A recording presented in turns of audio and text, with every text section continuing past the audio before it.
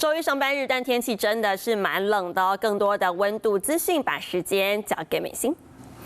好，观众朋友早安，赶快来关心今天的天气状况了。今天是周一上班日嘛，但是相信大家可能都会觉得哦，今天有点 Monday Blue。为什么？可以看到我现在呢，这个地方呢，就是在台北市的象山，可以看到101，但是镜头上面都是水珠，因为呢，今天整个北台湾都还是湿湿冷冷的天气状况，主要就是因为呢，受到的冷气团来袭的关系，而这波冷气团又带来比较湿冷的空气，因此呢，其实现在出门的时候低温还是蛮明显的，北台湾大概只有11、12度左右这么低。那接下来我们就要透过下一张图来带您看到，其实气象署早上也针对了各大县市，总共呢是有5个县市来发布了低温特报，包含了像是在新北市呢是来到了非常寒冷的等级，另外像是在新竹县、苗栗、金门还有桃园这些地方也来到了寒冷等级。除了低温特报之外，其实气象署也针对了其他的县市发布了大雨还有强风特报。但大家都很好奇说，现在都已经来到2月底了，怎么还会这么冷呢？那这样子湿冷的天气还会持续下去吗？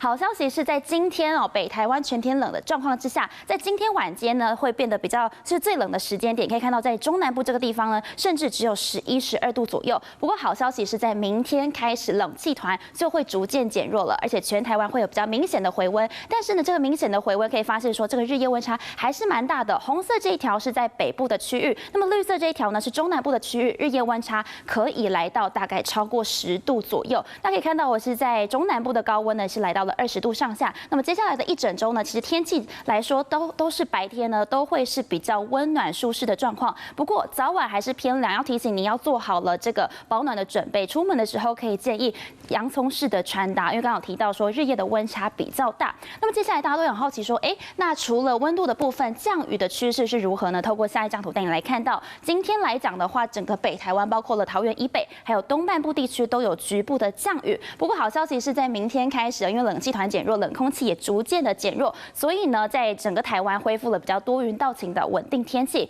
但是紧接着在礼拜3开始呢，又有华南云系的接近，所以可能在中北部的山区会有一些降雨变多的情形。那接下来呢，大家很关心228连假嘛，5、6日的时候天气状况怎么样？好，其实呢可以发现说，这个时候是吹东南风，所以呢只有在花东地区有一些局部的降雨，但是在其他地区大多也是多云到晴的好天气。而最后呢，我们来看到气象小叮咛的部分。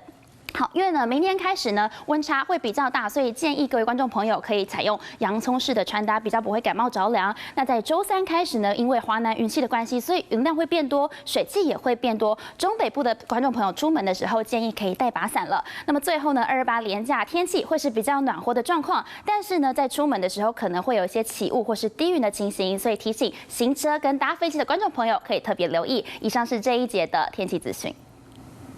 你好，我是宋彦明。想掌握最及时的新闻资讯吗？赶紧订阅、按赞、开启小铃铛，锁定华视新闻 YouTube 频道。